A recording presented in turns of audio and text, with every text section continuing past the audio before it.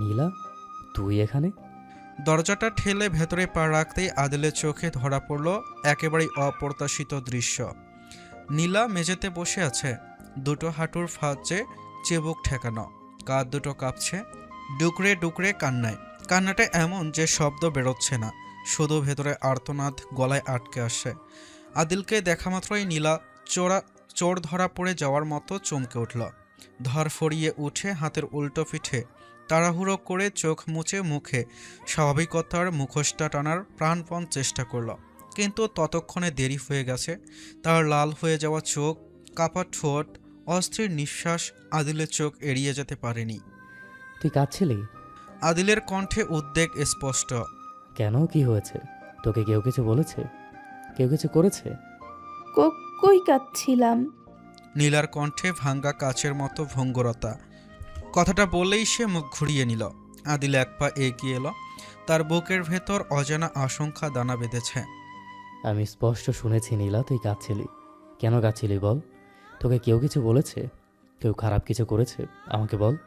নীলা ধীরে ধীরে তার দিকে তাকালো, যেন আদিলের চোখে নিজের জন্য কোনো অবলম্বন খুঁজছে।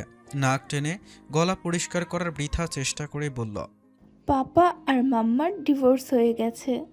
হোয়াট? শব্দটা আদিলের মুখ থেকে বেরোলো অবিশ্বাস আর ধাক্কার মিশেলে। নীলা মাথা নিচু করে ফেলল, ঠোঁট শক্ত করে চেপে ধরল, যেন ভেতরের তীব্র যন্ত্রণাটা বাহিরে বেরিয়ে না আসে।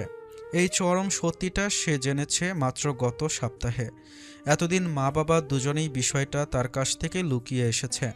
হঠাৎ করেই তার সামনে ভেঙে পড়েছে একটা গোটা পৃথিবী। নীলা মাঝে মাঝেই ভাবে তার জীবনে সুখের কোনো স্থায়ী ঠিকানা নেই। একটার পর একটা দুঃখ এসে তাকে নিঃশেষ করে দিচ্ছে তিলে তিলে। আজ আবার সেই দুঃখের অপর নতুন করে আঘাত।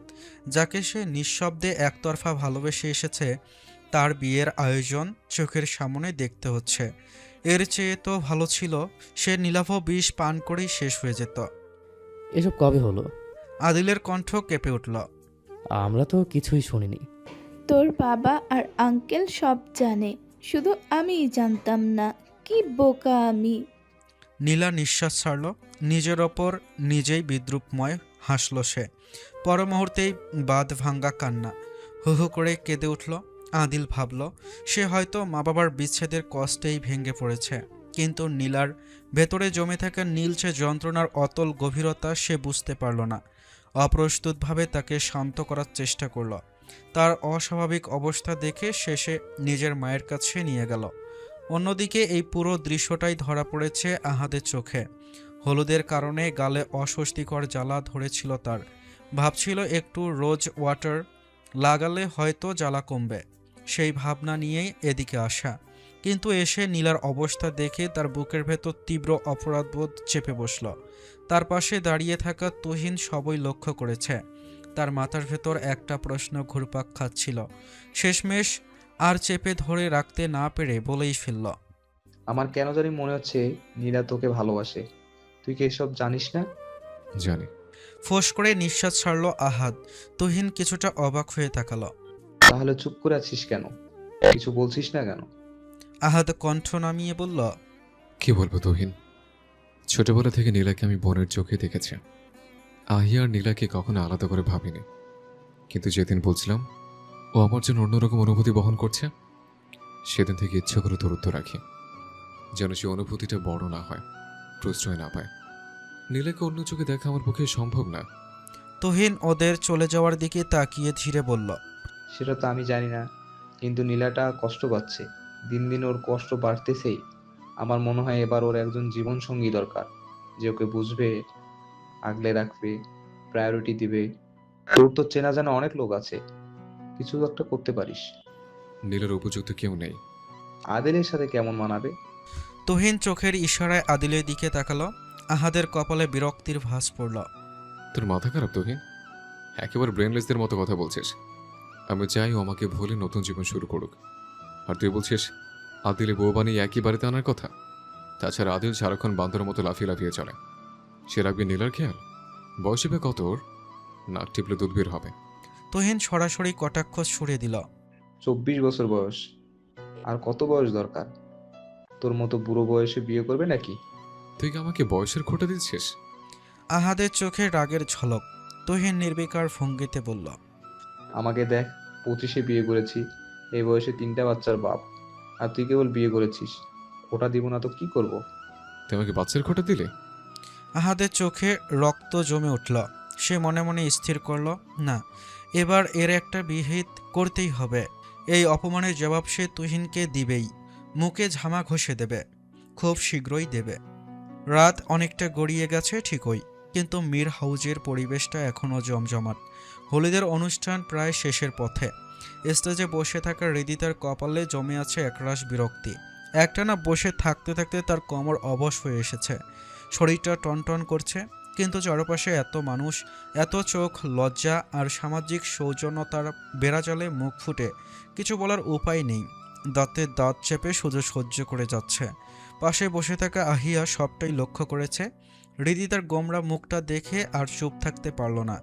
কিরে, তুই মুখটা এমন বাংলার পাঁচের মতো বানিয়ে বসে আছিস কেন? হৃদিতা গাল ফুলিয়ে রাখল, অভিমান করার মতো কারণ তার একটা দুটো না, শুনলে তালিকা বানানো যাবে।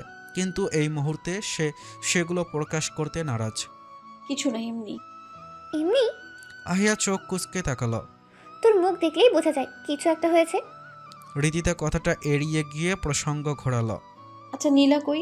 অনেকক্ষণ ধরে ওকে দেখছি না। আনিকা পাশেই ছিল, সে উত্তর দিল, ওর শরীরটা ভালো না, বাসায় চলে গেছে, সম্ভবত আদিল নিয়ে গেছে। একটু থেমে তাড়াহুড়ো করে যোগ করল, আমিও বের হচ্ছি দোস্ত, অনেক রাত হয়ে গেছে, আব্বু বারবার কল দিচ্ছে। আহিয়া আর হৃদিতা জোর করলো থাকতে, কিন্তু আনিকা নানা অজুহাত তুলে শেষমেশ চলে গেল। রাত বিরাতে মেয়ে মানুষ বাড়ির বাইরে থাকা তার বাবা পছন্দ না। শাহিন নিজে গাড়িতে করে তাকে বাড়ি পৌঁছে দিল। সারাদিনের ক্লান্তি গায়ে মেখে একে একে আত্মীয় স্বজনরা বিদায় নিতে লাগল। হৃদিতার বাড়ির লোকজনও চলে গেল। থেকে গেল শুধু রাইসা, তানভীর আর তোহা। বড় বড় নেতা মন্ত্রীরা উপস্থিত থাকায় আহাদ বেশিরভাগ সময় সেদিকেই ব্যস্ত ছিল। সব বিদায়ের অবশেষে সে যখন ক্লান্ত শরীর নিয়ে নিজের ঘরে ফিরল, তখনই টের পেল তার প্রেয়সী নেই। মুহূর্তেই তার মেজাজ চড়ে গেল।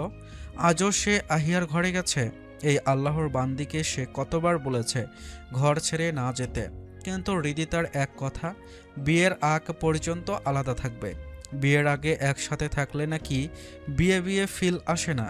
প্রতিদিনের মতো বিরক্তি নিয়ে আহাদ আহিয়ার ঘরের দিকে পাবড়াল। পরিকল্পনা একই, হৃদিতা ঘুমিয়ে পড়লে তাকে নিজের ঘরে নিয়ে আসবে। কিন্তু আজ দৃশ্যটা আলাদা। আহিয়ার ঘরে ছোটোখাটো আড্ডা বসেছে। সবাই বিছানার ওপর গোল হয়ে বসে আছে, হাসি ঠাট্টা চলছে। আহাদকে দেখেই আহিয়া প্রশ্ন করল, ভাইয়া, তুমি এখানে? কিছু লাগবে? আহাদ কপাল কুঁচকে হৃদিতার দিকে তাকালো। হ্যাঁ। সহজ নির্লজ্জ স্বীকারোক্তি। তানভীর হঠাৎ চেঁচিয়ে উঠল, দুলাভাই আসেন, আমার সাথে খেলায় যোগ দেন, আমরা ট্রুথ অ্যান্ড ডেয়ার খেলছি। হৃদিতা চমকে উঠল। না, মোটেও না, আমি এই গেম খেলবো না। তানভীর নিষ্পাপ চোখে তাকিয়ে বলল, কেন, কি সমস্যা? সমস্যা আছে, বলা যাবে না। হৃদিতার গলা শক্ত। হঠাৎ আহাদের কণ্ঠে ভেসে এলো, আমি খেলবো। এক মুহূর্তে সবাই থমকে গেল। আহাদ খেলবে? হৃদিতার বুক ধক করে উঠল। সে বুঝে গেল লোকটা ইচ্ছে করেই করছে, কারণ এই ট্রুথ দেয়ার খেলেই তো তার জীবনে প্রেয়সীর আগমন ঘটেছিল। হৃদিতা গলা একটু উঁচু করে বলল, কোনো খেলা হবে না, আপনি যান। আমার প্রয়োজনীয় কিছু জিনিস না নিয়ে আমি যাব না। হৃদিতা কটমট করে তাকালো। আপনার যা যা প্রয়োজন নিয়ে যান। ওকে। আহাদ ঠোঁট উল্টে বাঁ হাতের উল্টো পিঠে নাক ঘষল, চোখে এক চিলতে ক্রূর হাসি। হঠাৎ সবার মাঝখান থেকে ছট করে হৃদিতাকে কোলে তুলে নিল। সবাই হতভম্ব। হৃদিতা আচমকা কয়েকটা কিলঘুষি মারল। কোথায় নিয়ে যাচ্ছেন আমায়? নামান। আহাদ ফিসফিস করে বলল, তুমি তো বললে আমার যা যা প্রয়োজন নিয়ে যেতে। আমার তোমাকেই প্রয়োজন। এই একটা বাক্যই হৃদিতার সব প্রতিবাদ গেল গলে। ভগ্ন হৃদয়ে হার মানল এই বজ্জাত বেড়ার কাছে। আহাদ রাজার সামনে সে তো চুনো পুটিও না। সবাই বিস্ময়ে তাকিয়ে আছে। এমন সময় হালিমা বেগম দৃঢ় ভঙ্গিতে সবাইকে শাসিয়ে দিলেন ঘুমোতে যেতে। রাত তো আর কম হয়নি। সারাদিনের ধকল, হইচই, আনন্দ সব মিলিয়ে শরীর মন দুটোই ক্লান্ত। তার কথায় আর কেউ টু শব্দ করল না, যে যার মতো করে বেরিয়ে গেল। পুরো বাড়ি আস্তে আস্তে নিস্তব্ধ হয়ে এলো। আহিয়া সবে ফ্রেশ হয়ে বেরিয়েছে, চুল থেকে পানির গন্ধ এখনো পুরো শুকায়নি, মাথায় হালকা তোয়ালে, চোখে ঘুম ঘুম ভাব। ঠিক তখনই হঠাৎ পিছন থেকে কেউ তাকে জড়িয়ে ধরল, কিন্তু এবার আর সে চমকে উঠল না। আগের মতো বুক ধক করে ওঠেনি, শরীর শক্ত হয়ে যায়নি, বরং ঠোঁটের কোণে এক চিলতে মুচকি হাসি খেলে গেল। এই আলিঙ্গনের মালিককে সে খুব ভালো করেই চেনে, আদনান। আদনানের হুটহাট আলিঙ্গনে আহিয়া এখন অভ্যস্ত। এই অপ্রস্তুত মুহূর্তগুলোই ধীরে ধীরে তার কাছে স্বাভাবিক হয়ে উঠেছে। সে ধীরে ঘুরে তাকালো। আদনানের চোখে প্রশান্তির ছায়া, ঠোঁটে সন্তুষ্ট হাসি, নাকে নাক ঘষে নরম স্বরে বলল, সারাদিন পর অবশেষে তোকে পেলাম। আহিয়া মৃদু হেসে উঠল। সারাদিন কোথায়, একটু আগেই তো আপনার পাশেই বসেছিলাম। আদনান গভীর নিঃশ্বাস ছাড়ল। সেই নিঃশ্বাসে জমে থাকা অপেক্ষা, অতৃপ্তি, অধিকার সব একসাথে মিশে আছে। তখন তো একা ছিলেন না, এত এত মানুষের ভিড়ে ভালো করে দেখতেই পারলাম না আপনাকে। আমারও তো লজ্জা টজ্জা আছে নাকি? আহিয়া আবার হাসল। তার হাসিটা আজকাল অনেক সহজ, অনেক উষ্ণ। আদনানের কথা বলার ভঙ্গি ইদানিং তাকে অদ্ভুতভাবে মাতাল করে দেয়। সে নিজে থেকেই আদনানের গলা জড়িয়ে ধরে বলল, আপনি যে বিয়ের আগে চুরি করে আমার ঘরে এলেন, এখন লজ্জা করছে না? আদনান ঠোঁট বাঁকিয়ে উত্তর দিল, হুম। কেন? কারণ আপনি আমার বউ, আর বউয়ের সামনে কিসের লজ্জা? আহিয়া কৌতুক ভরা চোখে তাকিয়ে বলল, আপনি কি প্রেম করছেন? হুম। আদনানের স্বর নিশ্চিত।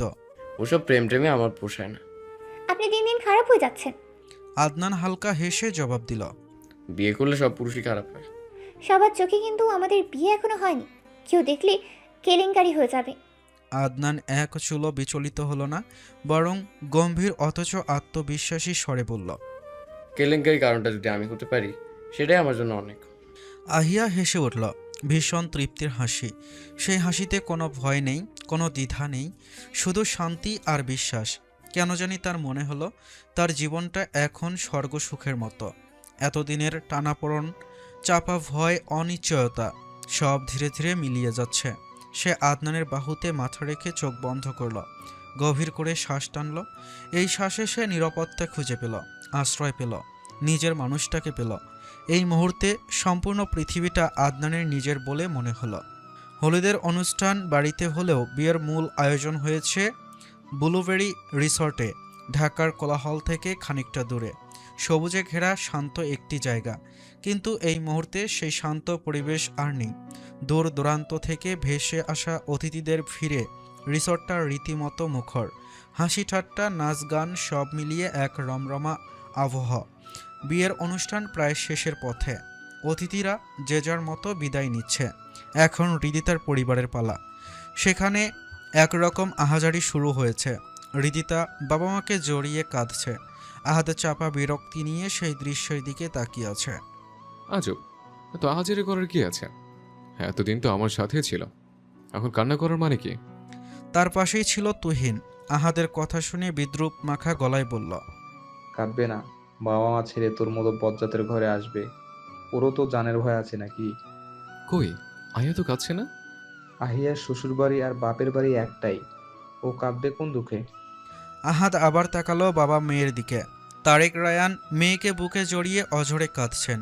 মেয়ের কপালে পিতৃ স্নেহের চুমু এঁকে দিচ্ছেন বারবার।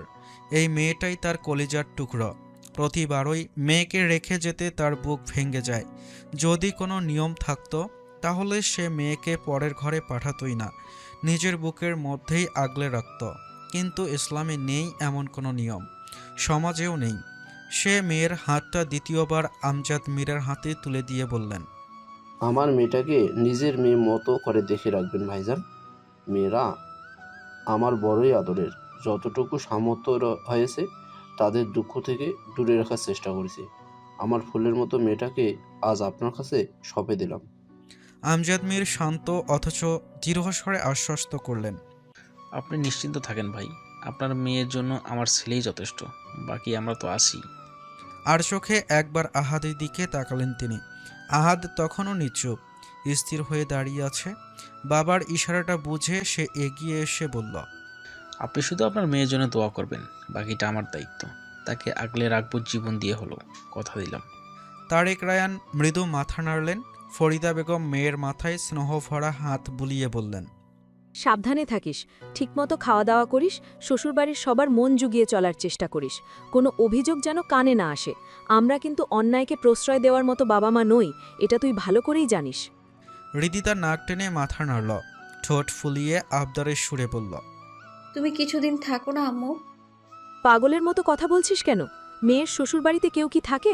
এখন যাই, পরে একদিন তোর আব্বুকে নিয়ে আসব। এক এক করে সবাই বিদায় নিল। হৃদিতা আর আহিয়াকে নিয়ে সবাই বাড়ি ফিরল। ততক্ষণে রাত অনেকটাই গভীর। হৃদিতা নিজের বিয়ের ক্লান্তি ভুলে আদনানের ঘরে গিয়ে আদিল জেরিনদের সাথে ফিতা ধরেছে। আদনান অবশ্য আহাদের মতো অত ঝামেলা করেনি। ওরা যা চেয়েছে সঙ্গে সঙ্গেই দিয়ে বিদায় করেছে। আহিয়া আগে থেকেই ঘরের ভেতর ছিল। আদনান ঢুকেই সে সামান্য ঝুঁকে পা ছুঁয়ে সালাম করতে নেয়। ঠিক তখনই আদনান দুকদম পিছিয়ে গেল। কি সমস্যা তোর? পায়ে হাত দিচ্ছিস কেন? কণ্ঠে ছিল স্পষ্ট বিরক্তি। আহিয়া নিচু স্বরে বলল, আমি শুনেছি স্বামী ঘরে ঢুকলে পাঁচই সালাম করতে হয়। কোথায় শুনেছিস? এমন আজগুবি কথা তোকে কে বলেছে? সাবানা আর আলমগীরের একটা ছায়াছবিতে দেখেছি। আদনানের চোখ কপালে উঠে গেল। এসব কবে থেকে দেখা শুরু করলি? এই তো কিছুদিন। আদনান একটু এগিয়ে এসে ঠোঁটের কোণে দুষ্টু হাসি খেলিয়ে বলল, আর কিছু দেখিসনি? আহিয়া বিষয়টা বুঝতে না পেরে মাথা নেড়ে বলল, দেখেছি, চাচি আম্মু বলেছে। কি বলেছে? বলেছে 2 রাকাত নফল নামাজ পড়তে। আদনান হঠাৎ থেমে গেল। সত্যি তো, নতুন জীবনের শুরুতে আল্লাহর শুকরিয়া আদায় করাই তো উচিত। সে আহিয়াকে ফ্রেশ হয়ে আসতে বলল। আহিয়া ফ্রেশ হয়ে আদনানের পছন্দ মতো আকাশি রঙের শাড়ি পরে ফিরে এলো। কিছুক্ষণ পর আদনানও ফ্রেশ হয়ে এলো। দুজনে পাশাপাশি দাঁড়িয়ে নফল নামাজ আদায় করল, নীরবতায় কৃতজ্ঞতায়। নামাজের শেষে আহিয়া বিছানায় বসতেই আদনান এসে তার কোলে মাথা রাখল। চোখ বন্ধ করে স্বস্তির নিঃশ্বাস টানল। বহু ঝড় ঝাপটা পেরিয়ে অবশেষে এই মুহূর্তটা এসেছে। আহিয়া একবার চোখ বুলালো চারপাশে। ঘরটা কেমন স্বপ্নের মতো লাগছে। আজ থেকে এই ঘর, এই মানুষ, সব কিছুতেই তার অধিকার আছে। সে তাকালো আদনানের দিকে। এই মানুষটাই যে তার জীবনসঙ্গী হবে তা কখনো কল্পনাতেও ছিল না। আদনান বুঝতে পেরে তার হাত টেনে নিয়ে তালুতে একটুখানি নরম চুমু এঁকে নিজের গালে চেপে ধরল। স্নিগ্ধ স্বরে বলল, তোকে পাওয়ার লোভটা বরাবরই ছিল আমার, আজ এটা পূর্ণতা পেল। আমার বেঁচে থাকার স্বাদ যেন দ্বিগুণ হয়ে গেছে। আহি, তোকে নিয়ে ছোটো ছোটো স্বপ্নগুলো পূরণ করতে চাই। বুড়ো হওয়ার পরটা একসাথে হাঁটতে চাই। থাকবি তো আমার হয়ে? শেষ কথাটা বলতে বলতে সে মাথা তুলে আহিয়ার চোখে রাখালো। আহিয়ার চোখ ছলছল করে উঠল, তবুও ঠোঁটে হাসি টেনে বলল, আজীবন থাকবো, শুধু তার বিনিময়ে আমাকে চকলেট এনে দিলেই হবে। এবার আদনান শব্দ করে হেসে উঠল। উঠে আহিয়ার দিকে একটু ঝুঁকে ফিসফিস করে বলল, তোকে তো বশ করা খুব সহজ আহি। একটা চকলেট দিয়েই তো অশোভন কাজ করে নিতে পারবো। আহিয়ার লাজে ঠোঁট কামড়ে ধরল, মুখটা লালচে হয়ে গেছে। কেমন কাজ? আদনান চুলের গোছা আলতো করে কানের পাশে গুজে দিয়ে নিচু স্বরে বলল, আর যদি সেটা প্র্যাকটিক্যালি দেখাই মন্দ হবে না, বল। আহিয়া শুকনো ঢোক গিলল। বুকের ভেতরটা কেমন অস্থির হয়ে উঠল। আদনান বেড সাইডের লাইটটা বন্ধ করতেই সে চেঁচিয়ে উঠল, আমি আপনাকে দেখতে পাচ্ছি না, কোথায় আপনি? ঠিক তখনই কানের কাছে ফিসফিসিয়ে শব্দটা এসে পড়ল, এই তো এখানেই, তোমার অতি নিকটে। ফজরের আজানের ধ্বনি চারদিক থেকে ভেসে আসছে। হৃদিতার চোখ ফট করে খুলে যায়। হাত বাড়িয়ে দেখে পাশটা খালি, আহাদ নেই। মুহূর্তেই বুকের ভেতর অজস্র দোলাচল শুরু হয়। অজানা আশঙ্কা, অস্বস্তি আর এক ধরনের শূন্যতা তাকে গ্রাস করে। সে উঠে লাইট অন করে কয়েকবার ডাকল, কিন্তু কোনো সাড়া নেই। এমন অসময়ে আহাদ কোথায় যেতে পারে? আগে তো এমন হয়নি কখনো। বুকের ভেতরের অস্থিরতা আর চেপে রাখতে পারল না। একরকম ধরফরিয়ে উঠে পড়ে, অজু করে নামাজ পড়ে নেয়। ঠিক তখনই খট করে দরজার শব্দ।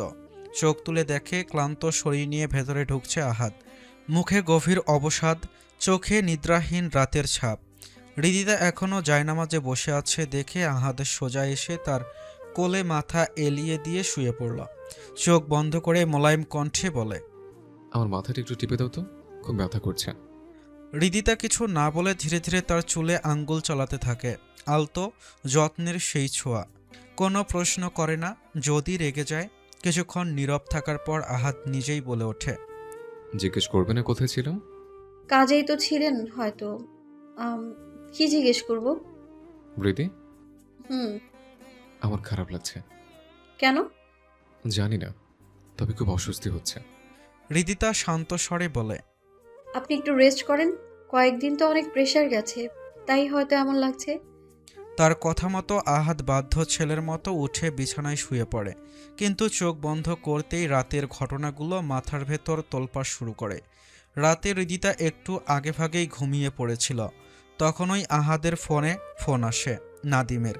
সে হৃদিতার ললাটে ঠোঁট শুইয়ে দ্রুত বেরিয়ে যায়।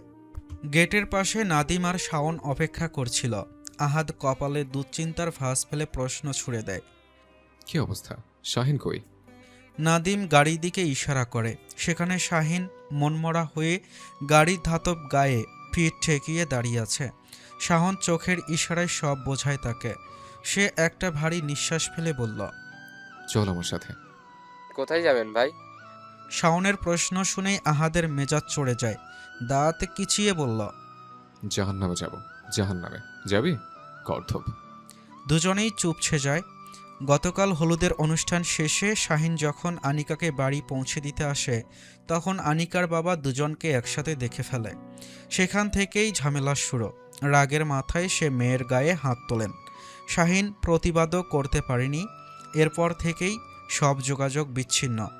এই বিষয়ে হৃদিতা কয়েকবার প্রশ্ন করলেও শাহিন প্রতিবারই এড়িয়ে গেছে, কারণ তাদের আনন্দময় মুহূর্তটা নষ্ট করতে চায়নি। কিছুক্ষণের মধ্যেই সবাই মিরপুর 14 ক্যান্টনমেন্টের সামনে এসে পৌঁছায়। আনিকার বাবা একজন নেভি অফিসার। নেভি কলোনিতেই তাদের বাসা। আহাদ কোনো ঝামেলা ছাড়াই ভেতরে ঢোকে, কিন্তু আনিকার বাসার গেট কেউ খুলছে না। এক পর্যায়ে আহাদ রেগে গেলে গেট খুলে দেন আনিকার বাবা। দৃঢ় গলায় প্রশ্ন করেন, স্যার, আপনারা এত রাতে আমার বাড়িতে আসার কারণটা জানতে পারি? আপনার মেয়ে কোথায়? ডাকুন। আহাদের কর্কশ স্বরে বেরিয়ে আসে কথাগুলো। দেখুন স্যার, আমি আপনাদের সম্মান করি, কিন্তু তার মানে এই না যে আপনারা আমার বাসায় এসে ক্ষমতা দেখাবেন। আহাদের সামান্য ঝুঁকে সামনে আসে, চোখে আগুনের ঝিলেক। ক্ষমতা দেখাতে চাইলে দরজায় দাঁড়িয়ে সময় নষ্ট করতাম না। ভদ্রভাবে বলছে, আপনার মেয়ে আর শাহিন একে অপরকে ভালোবাসে, বিয়ে করতে চায়। এই সম্পর্কটা মেনে নিন। আনিকার বাবা কিছুক্ষণ চুপ থাকে। ভেতরে ভেতরে তীব্র রাগে জ্বলছে সে।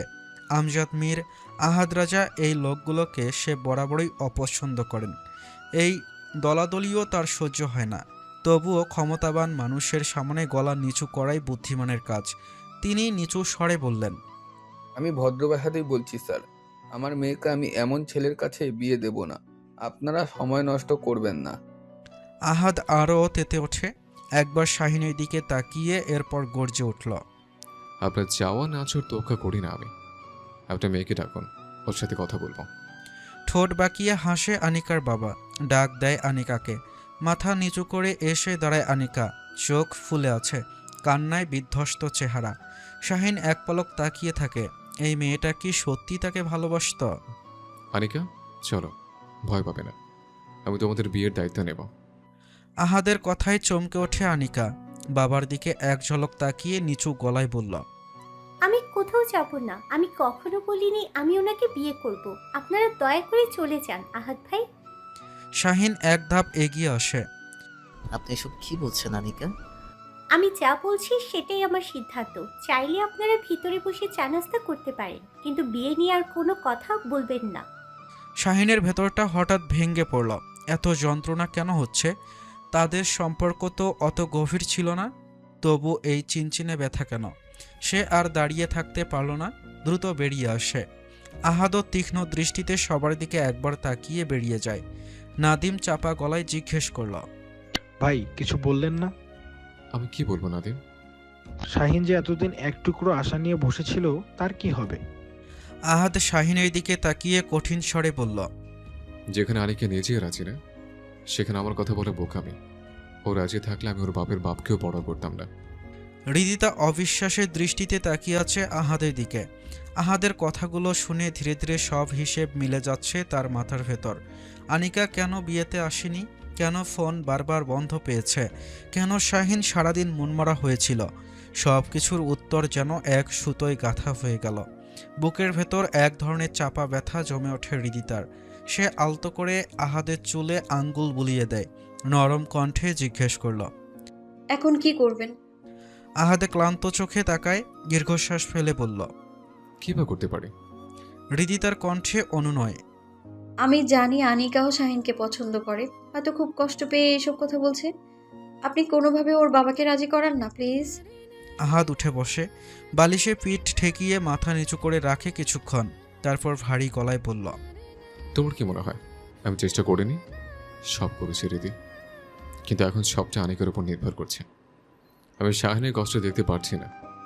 ও সারা জীবন নিজের সবকিছু আমার জন্য সঁপে দিয়েছে, আর আমি ওর জন্য একটুও করতে পারলাম না। হৃদিতা ঠোঁট কামড়ে চুপ করে থাকে, কিছুক্ষণ ভেবে সিদ্ধান্ত নেয়, ধীরে তাকিয়ে বলল, আমি আর আহিয়া যদি ওদের বাসায় গিয়ে কথা বলি, যদি বুঝতে পারে? আহাদ মাথা নাড়ে। কাজ হবে বলে মনে হয় না। তবু চেষ্টা তো করা যায়, তাই না? আহাদের সম্মতি নিয়েই পরদিন সকালে হৃদিতা আর আহিয়া আসে আনিকাদের বাসায়।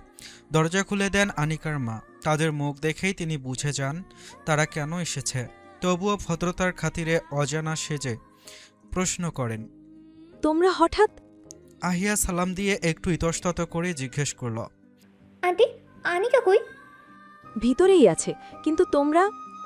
কণ্ঠে কোনো কৌতূহল নেই, আছে শুধু একরাশ ক্লান্তি। হৃদিতার সামনে এগিয়ে এসে নরম স্বরে বলল, আসলে আন্টি, আনিকা আমাদের বিয়েতেও যায়নি, আবার হুট করে যোগাযোগ বন্ধ, তাই একটু দেখতে আসা। এক মুহূর্তের নীরবতা। আসো, ভিতরে আসো। দুজনেই তাড়াহুড়ো করে ভেতরে ঢুকে পড়ে। আনিকা খাটের এক কোণে কাঁথা মুড়ি দিয়ে শুয়েছিল, এখন উঠে বসেছে। চোখ দুটো ফুলা, নাকের ডগা লালছে, বোঝাই যাচ্ছে অনেকক্ষণ ধরে কেঁদেছে। এখন শুধু থেমে থেমে নিঃশ্বাস নিচ্ছে। হৃদিতা তার কাঁধে হাত রেখে বলল, নিজেকে এভাবে কষ্ট কেন দিচ্ছিস আনিকা? ওদিকে শাহিন ভাইও কষ্ট পাচ্ছে। আনিকা আবারও নাক টানল। আহিয়া দৃঢ় কণ্ঠে বলে ওঠে, এত কান্নাকাটি করে কি হবে? চল আমাদের সাথে, তোর আব্বু একদিন না একদিন ঠিকই মেনে নেবে। আনিকা ধীরে মাথা নাড়ে, নাক টেনে ভাঙ্গা স্বরে বলে, না হিয়া, তোরা আমার আব্বুকে চিনিস না। আব্বু বলেছে আমি যদি চাই তাহলে যেন তাদের মরা মুখটাও দেখতে না আসি। একটু থেমে শ্বাস নেয়, গলাটা কাঁপছে। আমি তাদের একমাত্র মেয়ে, আমাকে তারা চোখের মনির মতো ভালোবাসে। আমি যদি এভাবে চলে যাই, আব্বু আমার এমনিতেই মরে যাবে, তখন আমার কি হবে বল? আহিয়া যুক্তির সুরে বলল, কেমন ভালোবাসা এটা? তোর কথাই তো শুনছে না। আহিয়া হয়তো বুঝতে পারছে না, কিন্তু হৃদিতা খুব ভালো করেই বুঝছে আনিকার ভেতরে টানাপোড়ন। এই জায়গাটার যন্ত্রণা সে নিজেও একদিন বয়ে বেরিয়েছিল। সে জানে ভালোবাসা আর দায়িত্বের মাঝে আটকে গেলে মানুষ কিভাবে ভেঙে পড়ে।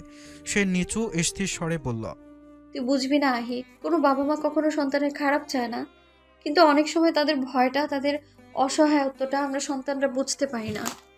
আহিয়া এবার সরাসরি প্রশ্ন ছুড়ে দেয়, এখন কি করতে চাস তুই? আনিকা ভাঙ্গা গলায় বলল, আমি শাহিনকে বিয়ে করতে চাই, বিশ্বাস কর, আমি সত্যিই চাই, কিন্তু আব্বু আম্মুকে কষ্ট দিয়ে আমি কিছু করতে পারবো না। শাহিন ভাইয়ের সাথে একবার কথা বলবি? উত্তর আসে একেবারে স্পষ্ট, বাধাহীন, না। এই এক শব্দেই সব রাস্তা বন্ধ হয়ে যায়। হৃদিতা আর আহিয়া একে অপরের দিকে তাকায় অসহায়ের মতো। এখন আর কিছু বলার নেই। ভারী মন নিয়ে দুজনেই বাসা থেকে বেরিয়ে আসে। গেটের সামনেই দাঁড়িয়েছিল আহাদ আর শাহিন। দূর থেকেই তাদের মুখ দেখে শাহিন সব বুঝে যায়। ঠোঁটের কোণে সৌজন্যমূলক ক্ষীণ একটা হাসি টেনে নেয়। নিজের ভেতরের রক্তক্ষরণ ঢাকার ব্যর্থ চেষ্টা। সে জানে না এই হাসিটা কতটুকু সফল হলো, শুধু জানে ভেতরের ক্ষতটা আগের চেয়েও গভীর হয়ে গেল।